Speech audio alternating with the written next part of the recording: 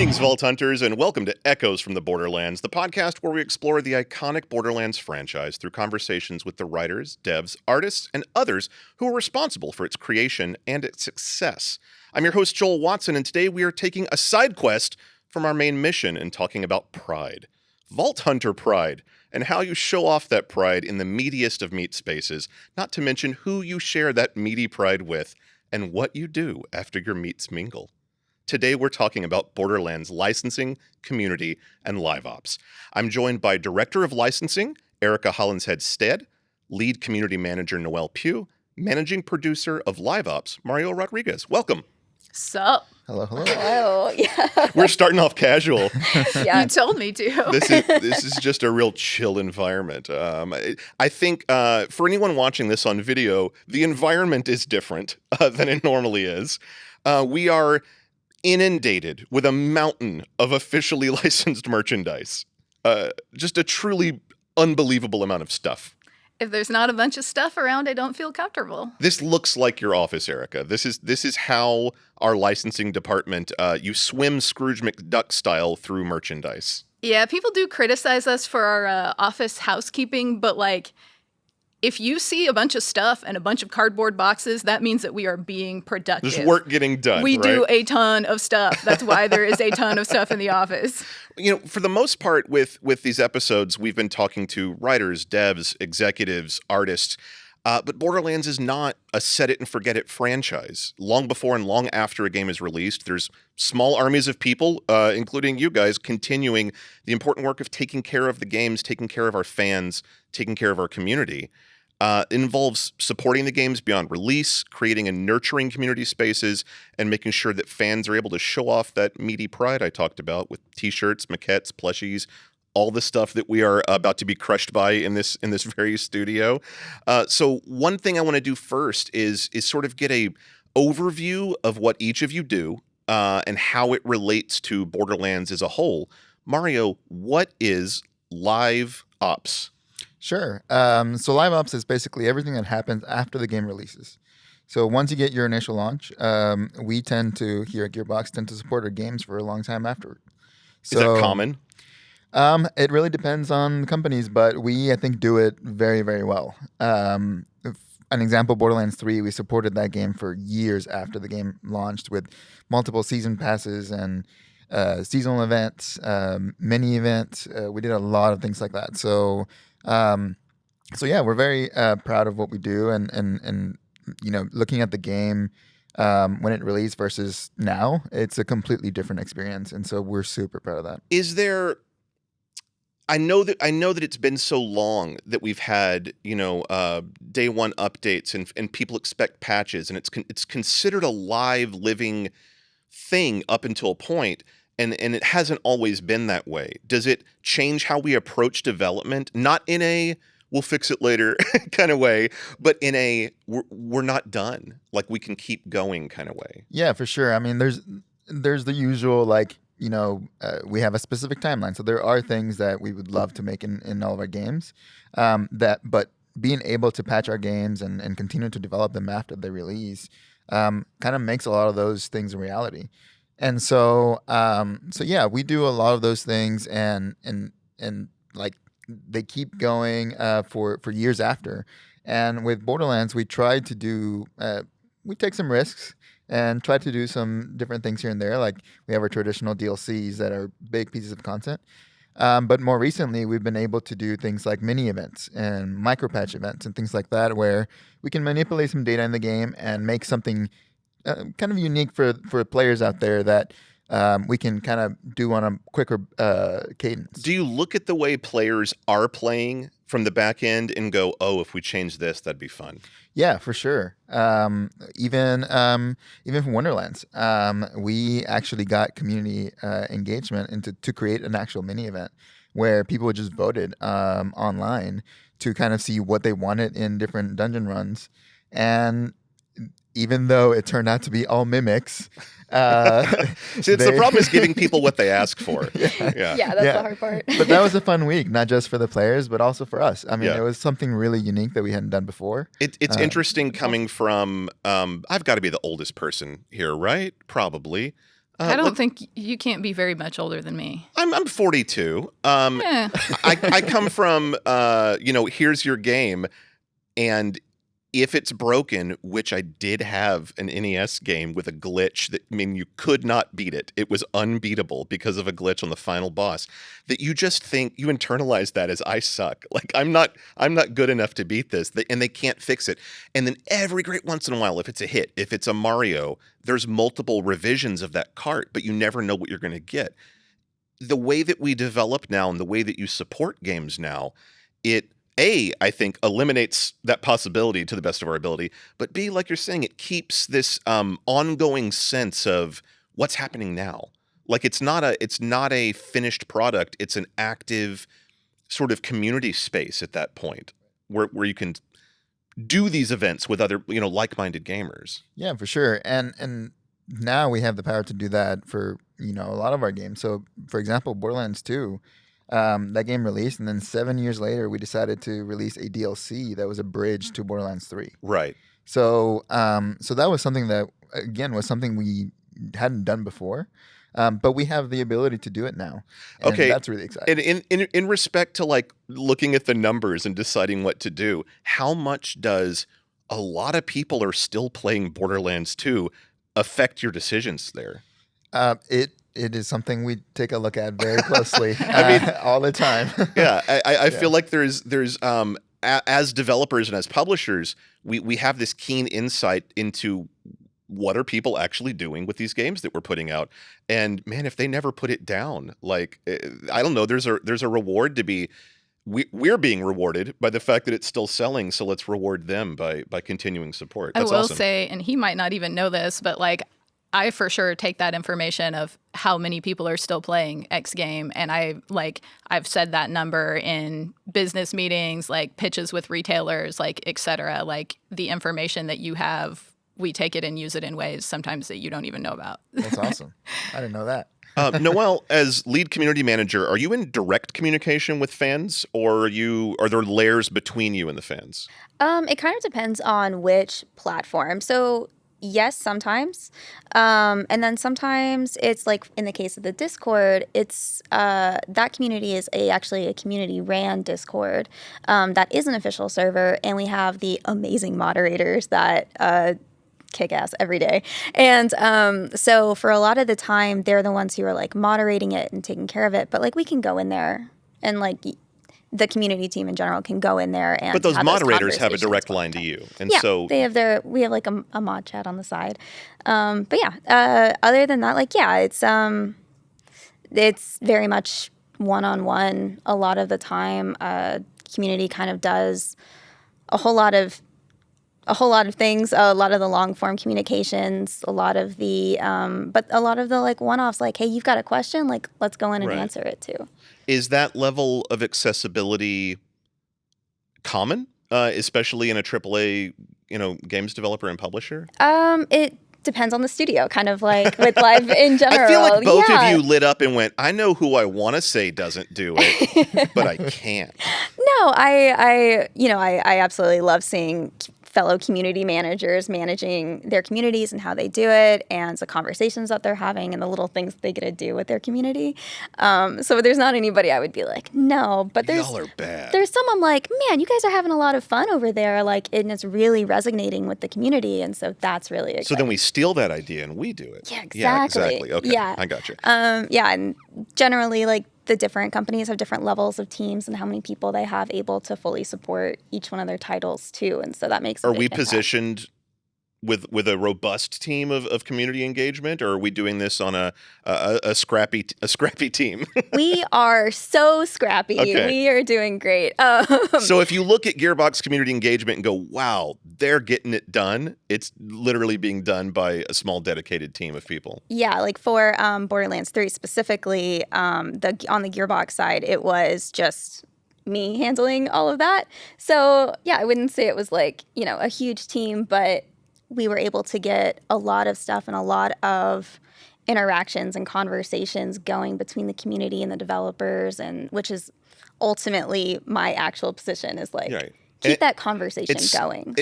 And this sort of gets into what I was talking about with Mario. The way things have changed in recent decades is that's expected now. I feel like in a way that you might think it's expected that I should gripe about a movie I don't like on the internet, you are not expecting to have a discourse with the director.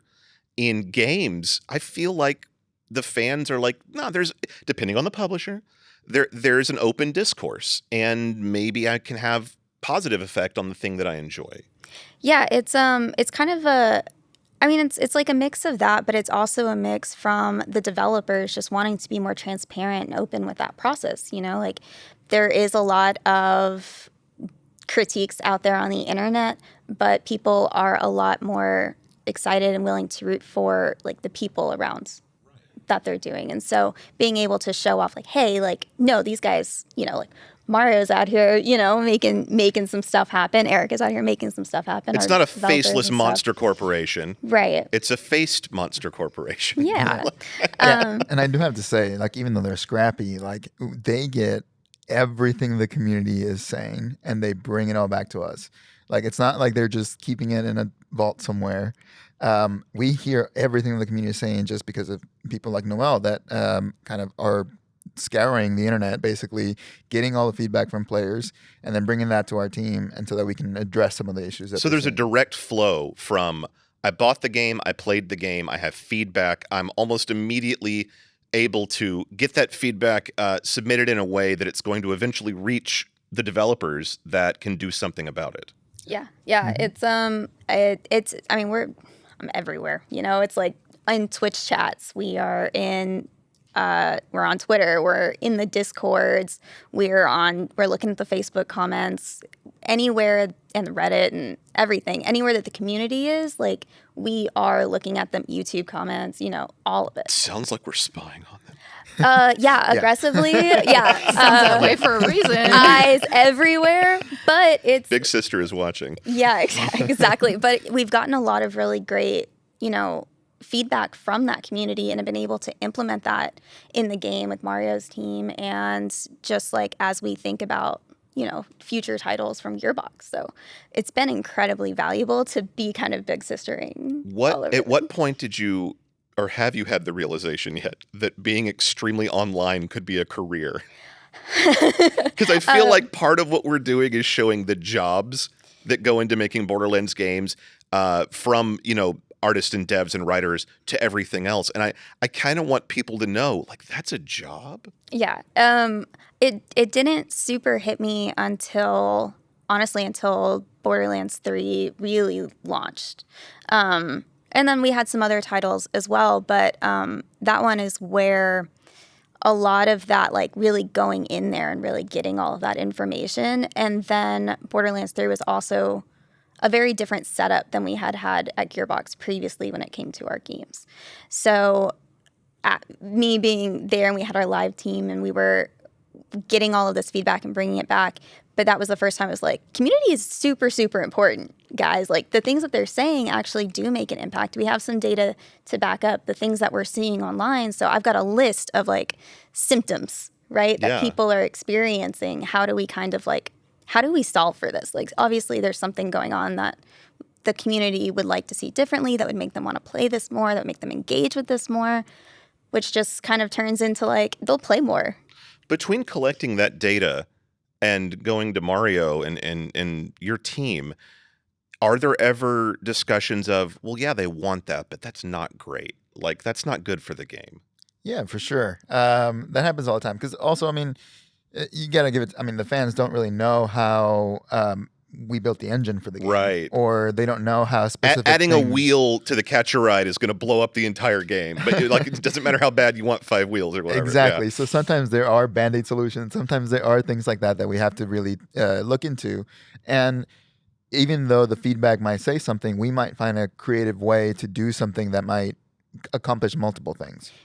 So, it's kind of a part of me saying, like, the symptom, right? Because somebody can be like, oh, it's not necessarily the problem. Right. It's just I feel, or I kind of see, or I have a frustration with this particular part. Right. Which is actually because they are let's say, looking for guns at a certain level at a certain place, and they just want to be able to keep doing that. But they're like, this gun isn't dropping. There's a little gun desert here. Yeah, and so then it's like, hey, we're seeing that there's some struggles here, but this doesn't line up with like what's actually going on when we look at the data, and we can be like, oh, there's a gun desert. Yeah, easy fix. Yeah. Erica Easy is fix. director of licensing. I imagine you spend most of your time, let's say 90%, approving or denying things with Claptrap on it. Well, okay. So first, Is that a horrible reduction of your important work? well, first of all, I just realized live on the air, we are using my old job title. I am actually now creative director of licensing and biz dev. Hey, you got a promotion just now. Yeah. Congratulations. Yeah.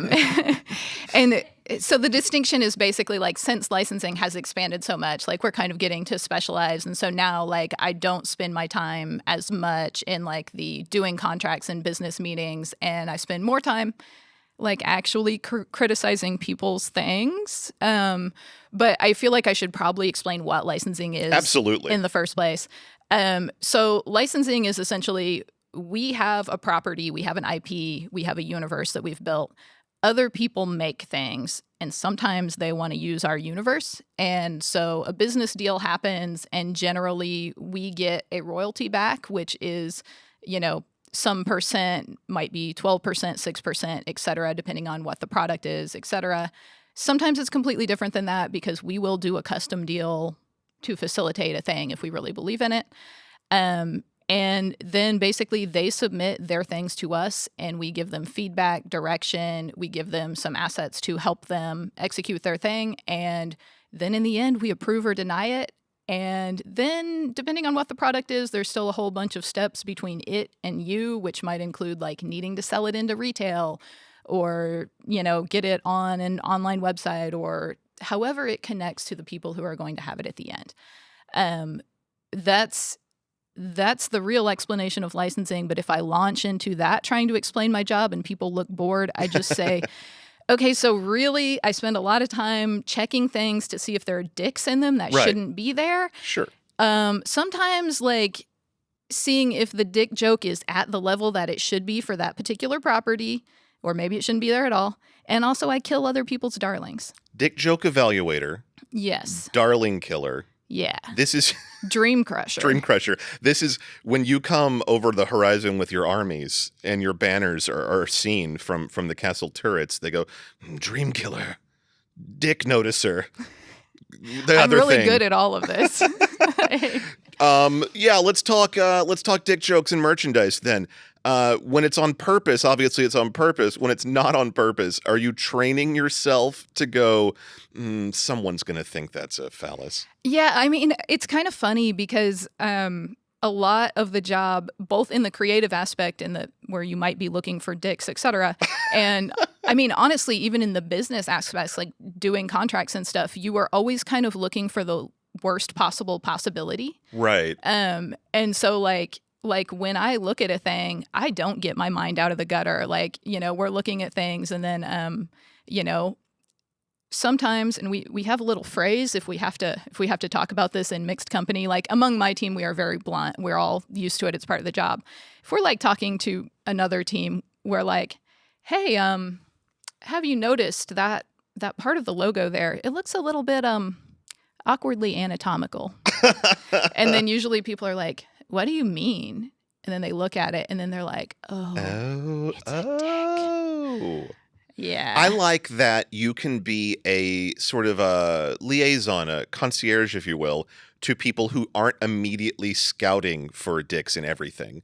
It's like, no, I'm just a regular person. I don't see that everywhere. Yeah, well, I mean, and the other aspect is, and you're like, I can help. Sometimes I feel like everybody sees it, but nobody is willing to be the person who puts their face on, hey, I looked at that and I saw something perverted, and I'm like, hey. So you're jumping on a dick-shaped grenade for people that can't. And it's not, you're a hero. I feel like we just like to say the word dick over and over again here, but like, it's not just dicks. Like sometimes it's also like, this just looks odd. This minor detail makes this character not look like themselves. Like everybody can see that when they look at this character in this figure or T-shirt art or whatever it is, like, you know, everybody's like, this character doesn't look quite right. You know, why does she look so angry? She's not an angry character. It's wrong. I can tell you why it's wrong. It's that one little line right there. Right. Like, just turn that line upward at the corner and you're good to go. So when you're in that position to make those kinds of calls, I know you have style guides and things, but is it more just your intimate knowledge of the franchise, the characters, the games themselves? Yeah, I mean, like, so we do have style guides, but the thing about the licensing style guides, we make those. Like, my team works with an agency to make those. We usually have to shoot first before any of the branding is done on the game, et cetera, because of product timelines. So we do have to get really deep knowledge of the game to then get that agency to make the style guide that we want. And the point of our style guide is kind of to make an asset set that anybody can take so that your grandma could take those assets and make cool T-shirt designs, basically. So we made those style guides, but then we're also kind of in charge of choosing whether we're going to allow rule breaks of them. And honestly, like, we do a lot. Like, a lot of the time, what we're looking for is not, this does not fall comfortably in line with our style guide, but like, is this a cool product? Does it look right? Does it connect to, when we encounter fans, what they reflect back to us about the character or the faction or the whatever this thing is that is capturing people's imaginations? You know, like, we're trying to make sure that this is a thing that celebrates the universe, that is going to connect with a person who connects to that particular part of the universe. And that is like that's one of our big philosophies is, okay, for one thing, like, I consider myself to work for the IP. Like, I work for the universe, and that is what I serve. I'm not in the business of giving fans exactly what they want, because the best thing... That's Mario's job. Yeah. The best thing I can give them is something that protects that universe and does the right thing for that universe that they already love. And so then we have a philosophy that is, we respect... And we try not to say the word fans because we think that sounds a little arrogant sometimes, but we respect our audience or our fans by respecting the characters that they relate to. And so we have a lot of rules around like we try to never put the joke on our character. Like, we can laugh with them, but we don't laugh at them. I have a rule that we don't allow character dismemberments in product. What happened that made you go, no, line in the sand, no dismemberments? Okay, so we may be overhyping dismemberment a little bit, but like people will have things where they want to make a product like, okay, so maybe somebody wants to make the lamp from A Christmas Story, basically, except they want it to be Moxie's leg. I would probably say no to that, because you are taking a limb off of our character and just representing that limb instead of representing the character. That's weird. Hey, Vault Hunters. Since this episode is all about community, I thought I'd read a few of the suggestions that fans have submitted recently. Let's see. Here's one from Siren Song 67. They write, Claptrap plus Butt Stallion OTP forever. Should the official ship name be Clap Stallion or Butt Trap? I feel like that one's obvious. Let's try another one. Lonesome Jack 68 says, 3 words, a trillion knives. Then it just has an address to send royalty checks to. It's weird. Last one. Clap Thirst Trap 69 asks, why don't Gearbox and 2K offer a Borderlands bundle that has every Borderlands game to date for one great price? Why isn't it called the Borderlands Collection Pandora's Box? And furthermore, why isn't it available now on Xbox, PlayStation, and PC? Honestly, I don't know. That actually seems like a pretty good idea. When the podcast is over, I'll make some phone calls. So thank you, Clap Thirst Trap 69. Thanks. Let's talk about listening to players, fans, listening to the audience. Once a Borderlands game is released, does the feedback start flowing in immediately? Oh my God, before. Yes, immediately. What are they reacting to before? The trailers? The trailers and just like the hype and the things that they want it to be, and they're putting all of these expectations on what it could be, which I think is the trap that we kind of get in with video games in general. But yeah, they're like, oh man, I want it to have this, I want it to have this, it better be like this, I can't wait. And they're theory crafting. I assume it has this. Yeah, right. It's they're theory crafting how they're gonna play the characters, like what kinds of weapons they're going to be able to do, like how they're going to like blast through. So yeah, there's a lot that goes in before a game even comes out.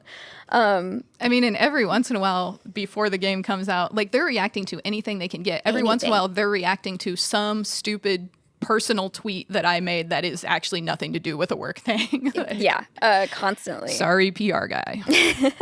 he knows. And then right after it starts coming in, and usually everybody's really excited, right at first, because they're like, yes, my hands are finally on it. It's probably been 4 to 5 years since the last time they had a big official, I mean, mainline Borderlands was 7 between 2 and 3. I mean, like, we had pre-sequel But in there as well. pre-sequel, oh my God. Yeah, I said it was in there. But I mean, that was, a significant amount of time. And so fans were just clamoring. And then as soon as the game comes out, they're excited. And then the feedback starts rolling in. I wish this was a little different and that kind of stuff. That's interesting. Like, I know that when you first, especially if you've been anticipating it, when you first get a game, yeah, you might spend a weekend in a hole where it's like, no, I just did 12 hours on a stretch or something. And that was my plan. I took off work, whatever. Like, this is what I've been waiting for. But then to immediately go, they gotta know what I think about this. But that it's appreciated. So like it's a weird impulse that I do not share. But I'm like, but it's going towards the betterment of the game for everybody. So it's kind of wholesome. I think I love doing this. Like, I love doing community. I love seeing, what people are saying about it, and just like, oh, this little thing, that little thing, and watching everybody, talk about the different things that they like, and like debate kind of almost to a point, to a point, and just like keep that conversation going and engaging with it. And is there ever a time when that happens that you're like, we did not even think they were going to care about blah, but they really care about blah? Like, we've got to reinforce that somehow. Yeah, I would probably say definitely. I guess something that we could point to, that I tend to point to a lot, is when Borderlands 3 first came out, we didn't have dedicated drops. We didn't have dedicated places where you can go and refarm loot. But farming loot is really, really important to the Borderlands franchise as a whole. And so it comes out and everybody's like, we didn't have the dedicated drops. They're like, how do I continue to get this thing? And it was something that everybody mentioned. It was like, hey, I want to be able to farm the best version of this gun at all the levels. And it was feedback that we brought back, and eventually we were able to add drop pools to the game. And then with Bounty of Blood, it was already in. Like, that was right from the front at that DLC. Yeah, and I think not only like is it cool to see that, but there are also kind of cool moments that we get to experience too, of like, the game comes out and the community has feedback, and then we already have plans of like what's coming out in the next patch or what's coming out with this DLC or stuff. So we have a list of things that we're gonna get to, and so when we see fans requesting things that are already on our list, right? That's gonna be like, that's also kind of just like, oh, they gotta wait. But I can't say anything. But they gotta wait. They're gonna get it soon. But it's an instant win, and there's two things that happen there. I think is it shows as developers we're already in tune with what needs to happen in the game, and it also gives the fan a win, even if they don't realize you're already on the same level. It's like, what I want is what they want, no matter how they experience that, either thinking they took their suggestion or just thinking we're already thinking the same thing. It's a good feeling. Of course, we're never going to say like, that was on our list. Like, shut up, we're already doing that. But I mean, a lot of the developers here, they're in the community. They love the franchise just as much as we do, just as much as everybody else does. And so they're also thinking that stuff as well. And there's a lot of stuff that they want to be able to put in to make it feel more, authentically Borderlands. And there are things that there's an overlap. Right, absolutely. It's a conversation. Like, I think that's one of the things that I find the most striking about this form of media and where it is right now is, unlike TV, unlike streaming, unlike movies, unlike music, games are a conversation between the developers and the audience. Noelle, you had mentioned that Borderlands 3 handled community feedback differently. Was that on purpose, or was it a reaction? We had. It's kind of a reaction to where the industry, I think, is moving as a whole. But because obviously we had a version of a community manager for a majority of the time, Erica. Yeah, she's looking at me because I started in marketing. I was marketing producer was my first title. And at that point in time, like it was kind of an all hands on deck, and everybody who was marketing, community, PR, etc., we were all in one office, and everybody was kind of doing whatever needed done. And when we started publishing like Homeworld Remastered, we were all doing that too. So it was scrappy, scrappy now, Scrappy. but it was like it was. Yeah, it was scrappy. And when I first started, which was 5 years ago now, like when I first started, it was still very much like that. And so it's changed a lot. And so you would have seen sort of the tail end of a pre-sequel. You would have seen like pre-sequel support, but into the launch of BL3. Yeah, right? For the most part. It was more, when I first came on, it was like I think it was like Battleborn. Yeah, it was the tail end of Battleborn. Yeah. Oh, right. support. Yeah. Like I was still updating like shift news for Battleborn at the time. But yeah, that changed into more of like I don't know too much of what happened before I was here, but I know that whenever I came here, the level of just like attention that the developers gave the community changed. It felt changed to me. Like it started off and we were having Liveops meetings, and the conversation was like, yeah, but I mean, like, do we, what are these? Do we really need to do these things? Whatever. And then that's changed to being like, no, yeah, we have the data to back it up. The community is here. Like we are see and hear them, and just the level of respect and understanding and appreciation. Well, it also sounds like you approach it though from a calculated way. Like it's not a knee-jerk reaction to the fans think the handsome Jack should have different hair. Like it's not a knee-jerk reaction, but with that data to back it up, it's like I kind of want to go into that.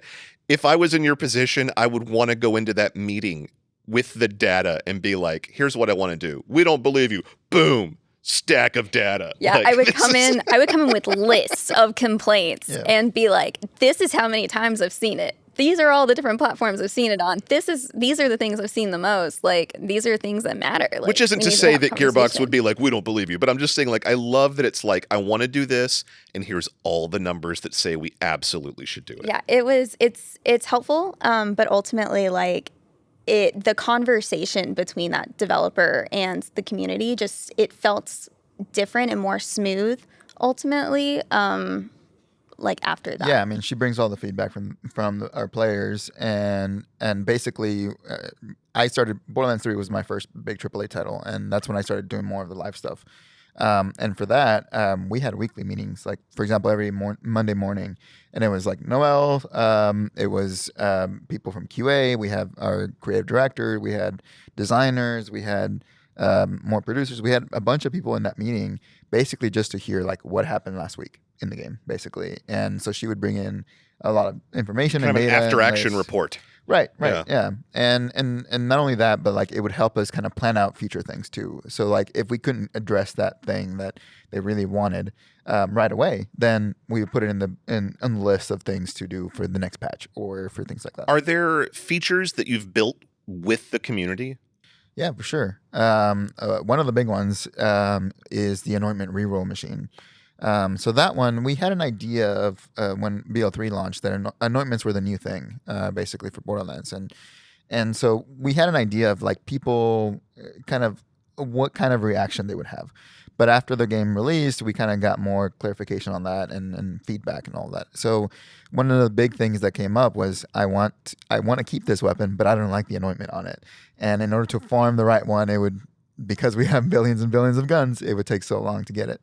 So they wanted an easy access. You're saying you want... Yeah, I want this specific gun with this specific 699 millionth 942nd possibility gun. Yeah. And I want it. I want it again. And I want it make number go up all the time. This is actually a really good example of like something that looks like a gift. Like if you ask players what do they want, they might be like, oh, it's great that we have so many different guns, and wouldn't it be cooler if there was another permutation of something that could be different on them? And then they get it, and it's like, oh, now it's harder for me to get the one right gun to me. Yep. Yeah, because Exactly. they each make their own builds their own certain way, or they're like trying to follow one of the content creators' builds that they always come up and they're like, this guy got this reroll, but he plays 10 hours a day every day, and I have a job.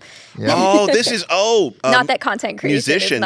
is not. This is when you see someone playing a guitar and you think if you buy that guitar you can play like them, and you can't. Okay. Yeah, I get it. I've always found that to be true, though. Man, that's why you play a lot of instruments. Not all of us are blessed. Yeah. Are there story elements that have been developed with the community that have gone into DLCs or into seasonal events? Or I mean, we did have, for example, what is it? Captain Haunt. Captain Haunt? Yeah, so the Trant family was a very popular character in Borderlands 3. And when we were making Bloody Harvest, we needed a boss.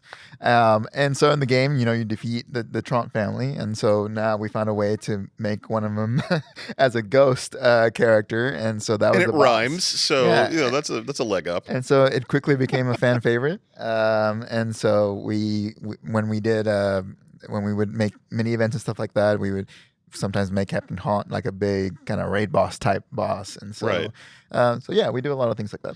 Is it risky giving fans what they ask for? Is it the preconceived expectations? We're playing a dangerous game. Yeah, it constantly is. But I mean, ultimately, you guys are, the developers are making the Borderlands that it's according to that vision, to their vision. And I think the conversation that we've outlined, the way that the information flows, it almost seems designed to weed out those kinds of potentially dangerous decisions, where it's like the fans are asking for this. Well, the people that made it and love it and take care of it think it should kind of, we can do that this way, but not exactly this way. And then we put it out, we gather more feedback, and it just kind of keeps it going, as opposed to, knee-jerk reactions. And yeah, I mean, for example, one of the things that in BO3 was Iridium at one point was a currency that kind of had not a lot of use. And so when we introduced the raid boss, for example, then we made it so that you can only get to the raid boss if you pay a certain amount of Iridium through door. And so that became something that we had to keep an eye on, because we also wanted to make sure that the currency was valuable enough, but also that wasn't too hard to get into so that players wouldn't go and play it.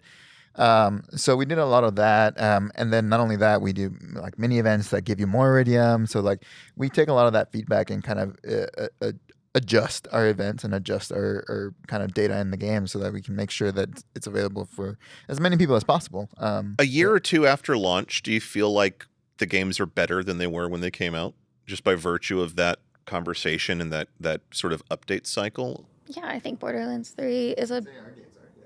Yeah, I think it's... I mean, I think it was a good game at launch. I think it is a great game now. That's fair. We've talked a lot about online community spaces. Let's talk about... I love to say it, meaty community spaces. I feel like conventions are the place where not only do fans get to meet devs and get to explore, maybe they're getting to play a demo of something that's not going to be out for a year, but it's also a place that they get to meet each other and sort of find their tribe. If I see you across the hall wearing one of the 10 million shirts that Erica's team has officially licensed, and I've got a similar shirt, maybe we're buds, that's kind of how it all works. I know that most recently, the Borderlands 3 PAX announcement was a huge event for Gearbox, and you were involved with that, right? Yeah. So it was. So the announcement, I just love talking about it. It's one of my dragons that I'll probably be chasing for the rest of my community career, honestly, because we announced Borderlands 3 at PAX, and everybody, had been waiting. We've gotten all of our "Where is Borderlands 3s" on the Facebook. Get that Facebook guy. Here it is. All of the devs were the office was buzzing, right? Everybody knows it's finally coming, and they put years and years of all their hard work and their dedication and their just lives into this. And this moment is finally happening, and it comes time to test it. And we're all in there, and like all of the developers that have gone to PAX are in there. Everybody doing marketing is in there, and they're testing it, and it starts. And all of us, like, you could just feel the emotional, like, energy like a rock concert in the room. Yeah. And then we actually got to like showing it to the world. And we had the little technical thing, but once it started going, there was not a dry eye at all in that audience or in the back. And I'm getting like notifications because people from the studio are messaging me pictures of everybody who was down at Nerdvana, which is below us. And they were just sending me pictures of just all of the developers just crying and so like sharing that moment. It was incredible.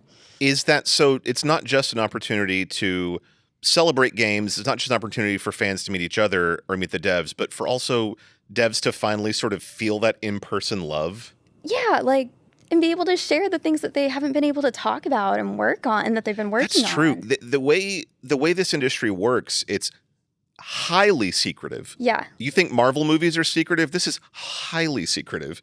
And it's done almost in a vacuum. Like once you're in this building, the doors seal up, and it's like no secrets come in, no secrets go out. But it's not secretive because we're mean. It's like we're all keeping this secret because, the livelihood of everyone depends on thousands of people. Yeah. Absolutely. Right.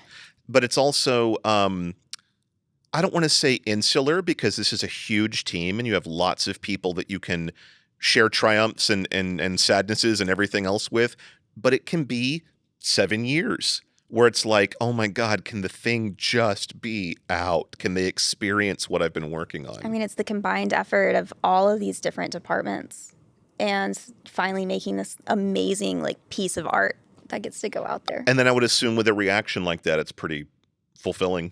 Yeah, for sure. It's incredible.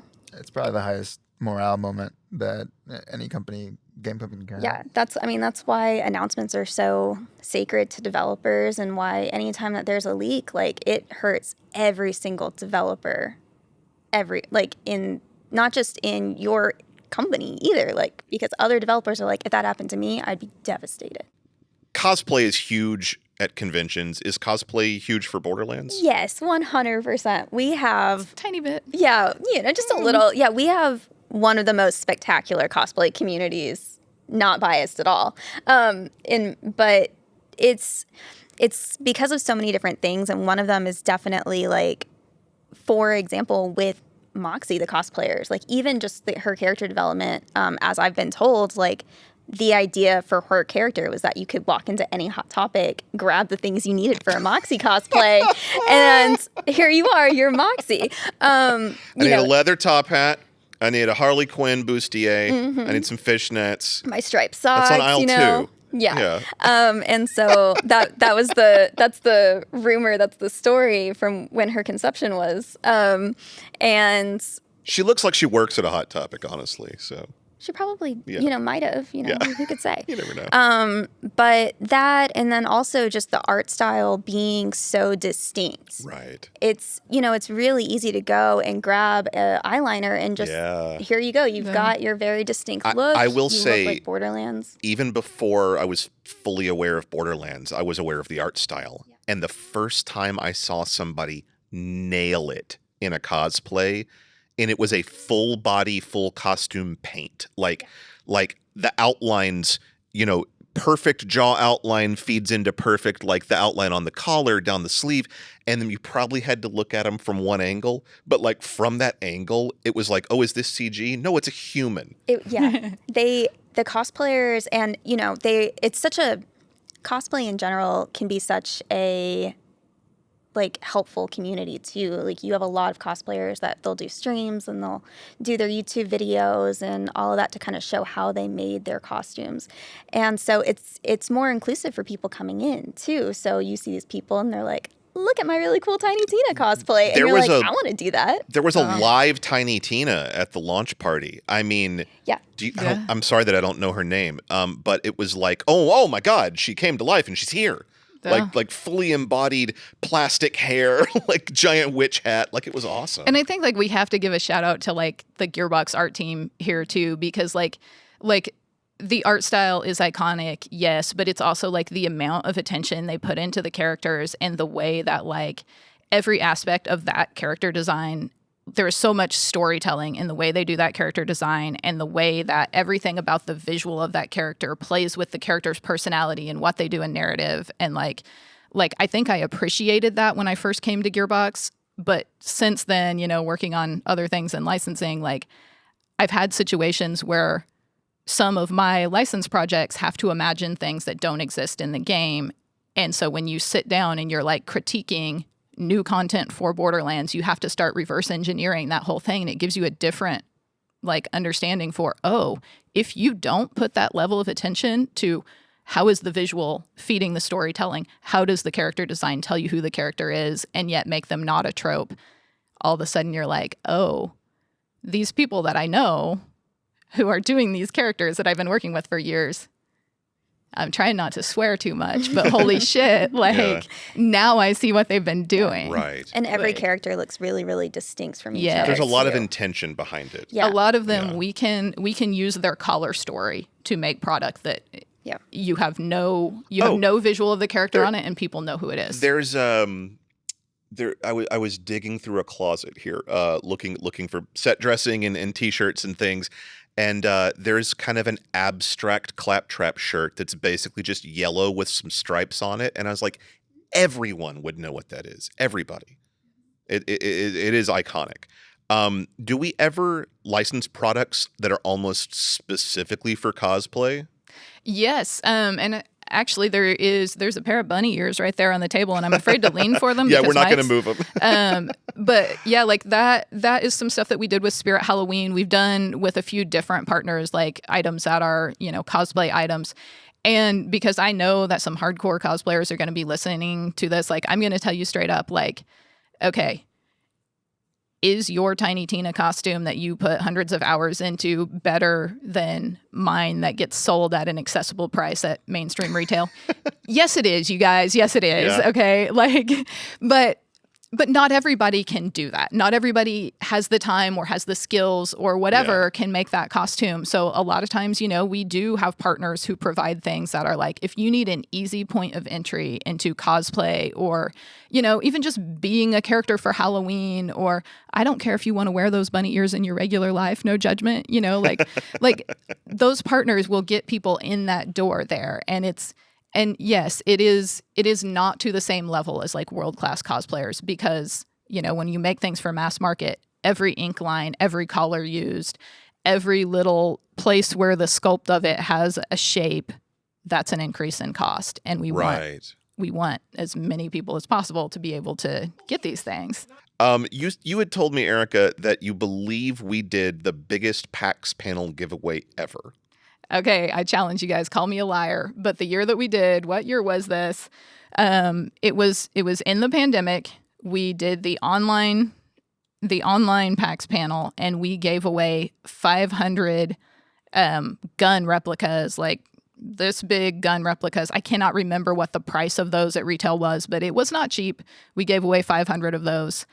I have been looking. I looked at the time. I've been looking ever since. I cannot find another panel giveaway that I think is either 500 things or that amount of dollar money. amount, and especially not an online panel giveaway. And they had to be shipped?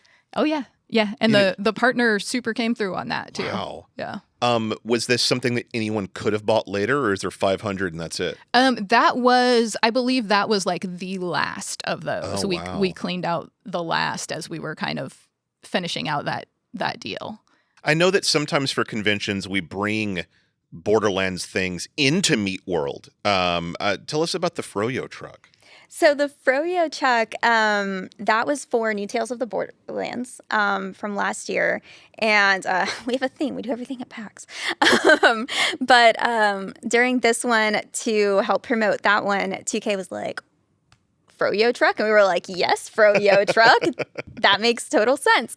And so we had we had a truck, and it was completely wrapped as if it was from Fran's Froyo's shop and on the move. And a bunch of the 2K marketing people wore Fran costumes, and we were just giving away Froyo to anybody that was there to do it. But it was such a cool, like, immersive little event.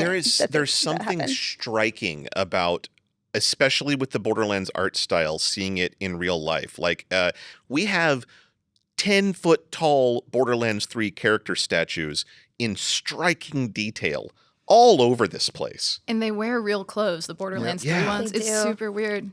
Yeah. Like, I mean, it's when you see ominous. them taken apart and the clothes are like, when they're in pieces and the clothes are like, you can see that they're actual fabric, so disconcerting.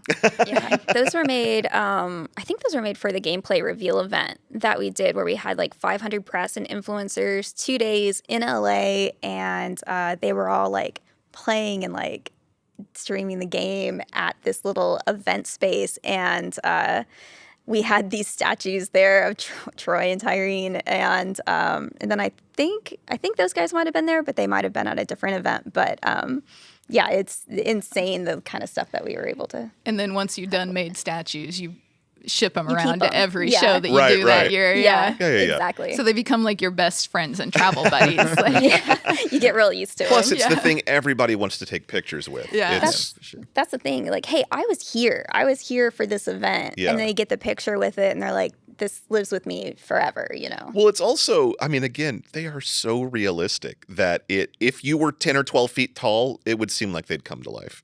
But they're avatar scale to us, so they're kind of imposing. Tell me, Erica, about the PAX garage sale. yeah, so scrappiness. Scrappy do. Yeah, so the thing about PAXs is they happen every year, and sometimes we know from a long way out that that's going to fit nicely with something we want to do, and we plan things way far ahead of time. And then sometimes, every once in a while, somebody comes to you and is like, hey, it turns out we are doing this thing at PAX this year, and can you guys put together a store for the booth? And there is not time to put together a store, like not at all, but like that's exactly the kind of thing that my team wants to do. So there is no way we are not doing that. Right. So Challenge accepted. yes, challenge accepted. And so we went down and started pulling things, out of the deep cut archives, like our closet that's here. Some of these things were samples of things that were sold. Some of these things were things that were never sold, like shirts that were made for the dev team. Like some of these things were stuff that was here extra when I got here almost 10 years ago. Okay. Like, so some of the stuff was super rare. We packed all that up on pallets, shipped it to PAX, and we literally had a garage sale as our PAX booth store. We did have a few Did you new put little things. stickers on everything? Is $1? Is $2? So we did do some fun things, like we made some grab bags, and we wound up continuing to make them, like where we were scavenging for paper sacks at the con and just throwing things in them, putting them up there, and then they'd sell instantly, and we'd scramble to make another one. People really like that. There's something about no one's ever going to mistake Gearbox for a small indie developer, but when you do stuff like that, it feels it's scrappy. It feels there's a DIY mentality to it. I mean, I still think of us as that indie developer, because when I got here, we were still, at that Right. time, I think we were saying, we think we're probably the largest indie developer. And we still have, like, we've grown up a lot, and we've got a lot more, like a lot of things they were talking about earlier, we've got better at things, and more organization makes it better. But I still feel like we have that heart of, like, scrappy, we're going to put it There's together. a punk rock vibe to it. This Yeah. is something we talked about, especially on the Borderlands 1 episode, is that by necessity, there's no other way to get this done, it was very punk rock. And I think by laying that foundation in Borderlands and in Gearbox as a whole, it continues. I hope it continues. Yeah. I mean, I spent the pre-sequel launch party repeatedly troubleshooting and running the game demo on my laptop in order to, 1, have demos, and 2, meet a partner obligation. And it sucked. But it was also amazing. And it's like I always want to be that person, like I always want to be like, oh, you're telling me that it can't be done. We can't do this thing we need to do. No, we're going to do it. We're going to fucking do it. What is the DIY-ist thing you've had to do for licensing? It's hard to pick a top one. There is a Borderlands 3 vinyl cover with a psycho sitting with a foot up on a speaker. We were trying to do drawovers to get the pose just right for that, and we couldn't do it. So I went down and posed in the Duke Nukem throne in the lobby. There is a female... You have similar proportions, so yeah. Well, it's kind of funny, too, because that image, sometimes I have to Google for things we've done. And when I am scrolling through Google image search and that album cover comes up, it has enough of my personal body language that I go, why is there a picture of me in the search results? And it's not. It's that vinyl cover. That's not the only, there have been other character poses that I or people on my team have posed for. But probably one of the funniest is, okay. You're reaching for something. So I am holding a little, this is kind of like a big, I don't know, what shot is this? Glass? Yeah, it's big like a shot glass. double-sized shot glass. And it's got some kind of coagulated yellow substance with little black flecks in it. It's unappealing. He doesn't know what it is. I know what it is. So we did some candles with a partner, Wick and Skull, shout out. And so we did a Tiny Tina's candle, and with Tiny Tina's, I was very specific about what I wanted it to smell like. I was like, I want it to smell like, kind of like hints of basement, something fruity and sweet, smoky. Gunpowder, maybe. Yeah. They hit that one pretty much the first shot. They knocked that one out. In fact, there was one of the first comments on it when it went live for sale was it smells like if you were playing D&D in somebody's basement and somebody spilled a grape soda. How in the world? I love that it's hints of, is that basement? Oh, fruity bouquet. Yeah, there's a whole science to what notes conjure what. But on the Claptrap one, I wanted Claptrap to be, I didn't want it to just be, this is a smell that is a yellow smell. Okay. So not lemon. Yeah, and I probably drove the partner nuts on this. We were sending samples back and forth. And then finally I had the idea, what if you take this sample that we have and it's this smell, but you put some spice in it to kind of suggest motor oil, mechanical sharpness. And to test the theory and see if I was right, we scooped some wax out of the sample candle, took it down to the kitchen and dumped black pepper and sriracha in it, smashed it up and smelled it. And the whole team smelled it. And we were like, does that smell right? And we decided it did. So we were then confident to give the partner the note of, add some pepper and spice notes to it, and then we'll be good to go. Did the finished candle smell the way you imagined? Yeah. My vision wasn't as specific on Claptrap, but I knew I wanted it to be it needs to smell good, and it needs to have some sweetness, but it also needs to have kind of a robotic, right? Mechanical burning note. Motor. Yeah. Let's talk about community engagement and the way that we bring them into the process and keep that conversation that we've talked about going. Tell me about shift codes. Yeah, so shift codes are codes that we are able to put out, and we like to hide them everywhere. But they are codes that you can use in the game to get in-game items like golden keys, diamond keys, different guns and gear, and they have been a part of the kind of Borderlands ecosystem since I think Borderlands 2 is when it really started. And then it was, a lot of golden keys, and they were released regularly out on social. So one of the things we do with them is we put them in some of our marketing materials to kind of hey, go play the game, and give people rewards for, tuning in and paying attention. I know Pitchford's fond of tossing them out all over the place. Yeah. They're just spilling out of his pockets. Yeah, he releases one once a week, and then there was actually and like I mentioned, where we hide them sometimes. There was one of our trailers where for Borderlands 3 where we would hide them in the different like scenes of it and just in different spots. And so people were going through and they'd be like, this is a little part of a shift code. This is a little part of the shift code. Just so that they could, and they got to do that, and then they could redeem it in Borderlands 2 when it worked. There was another one where we had a shift code that worked in Borderlands 2 at the time. Then when Borderlands 3 released, it switched over. So you could actually get a reward in Borderlands 3 as well. And they're just like these little, just little like, hey, thank you. Like, appreciate you. Yeah, it gamifies part of your life that isn't a game, so it can be fun. Have you ever hidden one in a licensed product? Oh yeah. I mean, it's something we do. We've had products where there's one on the packaging. We've done that several times. We don't always do it because the thing about shift codes is like we need to respect their value, and so we do it when it makes sense with product, and of course, like there's some dev cost associated with doing it. So it has to be something where it's feasible and it makes sense and it's going to make the experience better for the player. Do they come to you guys and ask if something's possible with a shift code, or is it just like yeah, for sure. Right now. It's happening right now actually. And that's the cool thing. Again, shout out to our Spark team for developing this system, but yeah, we're able to give away just not just the golden keys, but we now in Borderlands 3 we introduced diamond keys, which are even more elusive. And then we're able to do specific weapons. So even to the specific part of the weapon, we can. So that gets you your random gun that you love forever. Yeah, with the anointment that you. Exactly. So we can do exact weapons with the exact type of things that people want, or we can do a random weapon. We can do max level, or we can do the level that the player is at. So we do a lot of things like that for special giveaways, or different like for a game things. For a game known 50% for loot.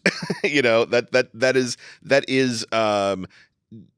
it's a full buy-in to that idea. It's like, you want the loot, we've got the loot, we're going to make it fun, we're going to gamify it, we're also going to bring it into the real world. You have to look at something elsewhere from the game to get something that goes into the game. Yeah, for sure. And when we do things like Mercenary Day or things like that, when we have skins related to that holiday in Borderlands, then we give out shift codes that give you those cosmetics. Does that fall on the same day every year? Did we canonize Mercenary Day? Is it like April 14th or something? Mercenary Day is kind of our replacement for a winter holiday. Okay. That's nice. It's wholesome. Tell me about the hunt. So the hunt, it actually just ended. The last one just ended. So the hunt is a community event that is. Killer Six is the community member that generally starts getting it together, absolutely amazing human. And its purpose is to raise money for St. Jude. And you do this by people will stream the game. And it's like a scavenger hunt for guns. So you start off a new character and you go through and you're playing the game. And for every drop that you have, a point value is associated with that gear level.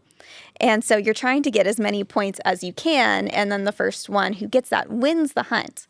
But then the donation side of that is you have to record it in some way so that they know that you're not, that you're doing it legitimately. And so a lot of streamers will use that opportunity to raise money for St. Jude while they're going through this hunt for this 1 week. And so this year, the Borderlands community was able to raise $69,000 over that. And they stopped right there. They were like, no more money, please. Yeah, it was a little bit more, but it was 69 for sure. And usually 2K and Gearbox will donate some merch and things to it. And this year, Randy actually donated some of his time, I think, to teach a magic trick or something over Zoom. Of course, he loves that. So it was another great year that they do it. This one was for Borderlands 3. I think that they're planning on doing another one later in the year during the winter time with Borderlands 2, which is where it actually started. Where should people pay attention if they want to be involved with that? Last time that Gearbox said anything about it, gave the site the hug of death, but it is the, I think it's Borderlands Hunt or hunt.com. And generally that will get you to where you can kind of see updates for it. And then the entire Borderlands community kind of rallies behind this. So just keeping an eye. That was also part of a big decision for us to include those dedicated drops into Borderlands 3, is to make sure that the hunt continued. And that was something that we kind of valued. And so that was part of what made that decision. Yeah. And so the hunt continued. Yes. Erica, I wanted to wrap up licensing talk with why are you was it Destroyer of Dreams? I prefer Dream Crusher. Dream Crusher. The Dream Crusher. But you should know, though, that working in licensing also means having your own dreams crushed, like, all the time. That's everybody on my team will tell you that. Like, yes, we crush dreams. Our dreams are crushed. And we kind of got into it a little bit with, like, why is your cosplay thing that you spent hundreds of hours on better than a mass market thing? There are a whole bunch of limitations and a whole bunch of steps that things have to go through for licensing. And a lot of licensing is we can do more things and more things can happen than we could do scrappily on our own. I mean, right. But part of the, situation with that is a lot of the direct work goes out of our hands. So there are sort of economies of this that we do not control. There are market factors that no one controls. And then there's sort of a chain of there's what the partner wants to do. There's what works for us in our universe. And then if they are like retail dependent, and then you also have to get a retailer on board. And all of these things, like every step has its own set of limitations. So like you might be limited in the amount of paint colors you can do on something, or like you want to do a really niche product, but retail is not comfortable with that level of niche. They want something that's more mainstream. Like, what about products that are pitched to us that we have to reject for whatever reason? Oh, I mean, we reject things all the time.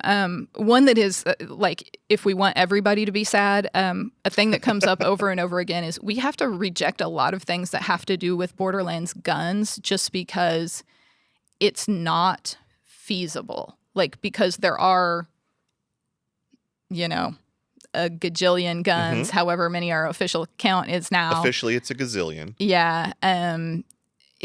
So you and I could play through and never fall in love with the same gun. So how do you pick which guns to do is one thing. Most partners cannot do 200 guns. They might be able to do 3 or 4. Most retailers are only going to buy a handful of guns. And the way our guns are procedurally generated, I can't just pull you this gun model. It's a gun model made of several different parts that if you don't really understand the system, you can't work with the 3D files. Right. So a lot of times, like, there will be ideas that have to do with Borderlands guns that are the right ideas. I know people would want them. We can't do them because the amount of work to do them and the sort of, like, in order to do it in the way that the fan would want it, it fits in nobody's budget. We have, right up next to your head, there is a Borderlands gun thing that is really cool.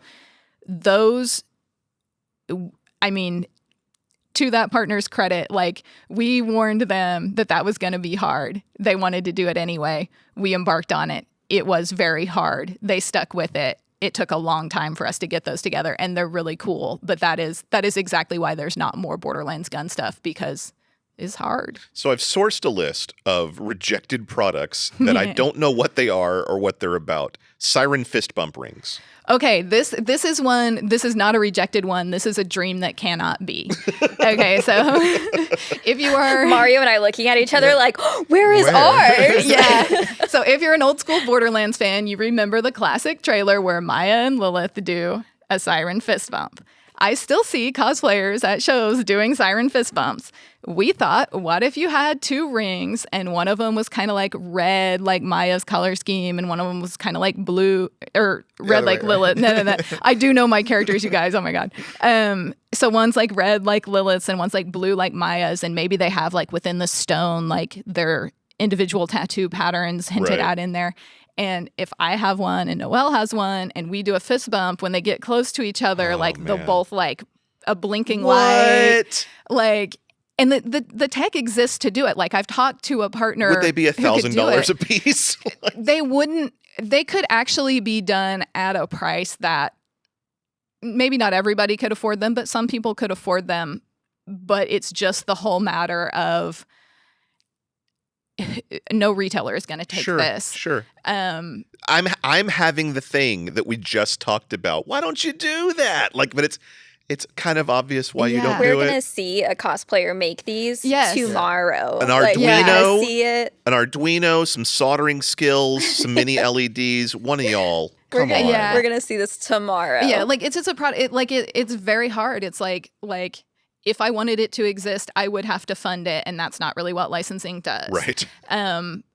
I guarantee you, no retailer is going to take it. It also has the problem of that essentially you need to sell them in sets, and then 2 people need to, have them. And, then you have the thing like... I know. Mario and are like one set. But who's going to be Lilith and who's going to be Maya? You guys going to fight? No. Who do you want to be? I'll be Maya. I'll be Lilith. There you go. Okay, that thought will that was never obvious. happen with any other friend group. That was but- really obvious. Mario, you've got a shirt that I've never seen before. It's Claptrap dual wielding pistols and says BAMF on it. Is that an officially licensed product, or is that just for us? It's not. So this is a dev shirt. This is for Borderlands 2 VR. And actually, Erica helped us with the logo and all that to make the shirt. But if you played Borderlands 2 VR, you know what BAMF is, not the traditional meaning of what we all know BAMF is. It's not the sound Nightcrawler makes when he teleports. It's something else. So this is for Badass Mega Fun Time, which was the... That's what I meant, yes. Yeah. That was the main kind of feature of Borderlands 2 VR, which slows down time. So we decided to put that on a shirt. That's interesting that you can go to licensing and be like, this is just for us, but let's go through official channels. Exactly. Yeah, because I'm really good at criticizing things. So like...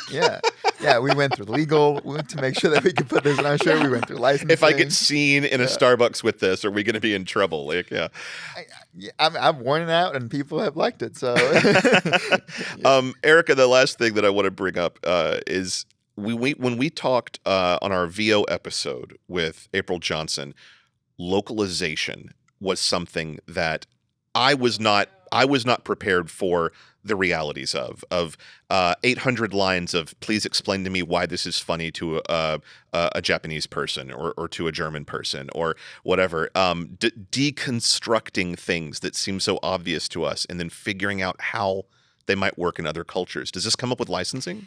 Yes, it does. And I think that whole field is fascinating, and I always want to know, like, if the translation is different, why. Yeah. I love that. And then sometimes something happens.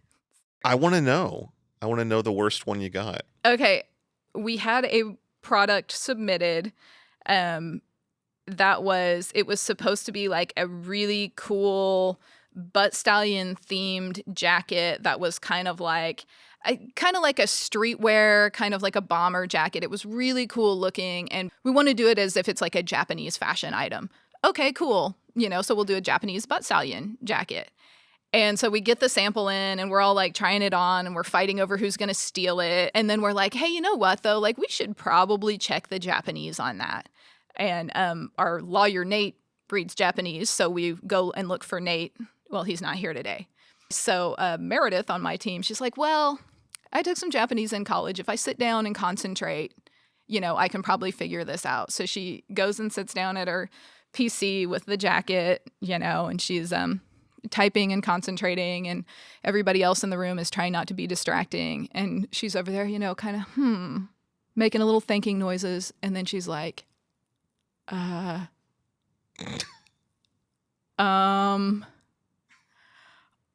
no. And we're like, what? And she's like, I think this says anal stallion. And it did. I want it. Oh, yes. Like, I mean, obviously we did not ship that product, but the one sample we have is one of the most requested items that people on the team want to borrow. Is it here? It's here. After this, can I wear it? It's probably like a ladies' medium, right? No, I think it would fit you, actually. Anal stallion. Thanks for joining us, Vault Hunters. Please put on your officially licensed Borderland Mr. Torg headphones, the ones that automatically bleep all the curse words in your music, but add those same curse words into conversations on the phone with your mom. And subscribe to the audio version of Echoes from the Borderlands wherever podcasts are available. Or you can drill some breathing holes in a mini fridge, learn to ride a unicycle, and show off your Claptrap cosplay. When you subscribe to our YouTube channel at youtube.com/gearboxofficial. That's where you'll see future episodes of this show. If you play video games, and who doesn't, and you'd like to get every current Borderlands game at one great price, go snag our new bundle, the Borderlands Collection Pandora's Box, available now on Xbox, PlayStation, and PC. Huge thanks to my guest, Erica Hollinshead-Stead, Noelle Pugh, and Mario Rodriguez, as well as our behind-the-scenes heroes April Johnson, Dakota Warren, Matthew Ward, Rob Fernandez, and Hannah Terry. Our theme song is Get Out of My Head by Wandermind. For Echoes from the Borderlands, I'm Joel Watson. See you next time, Vault Hunters.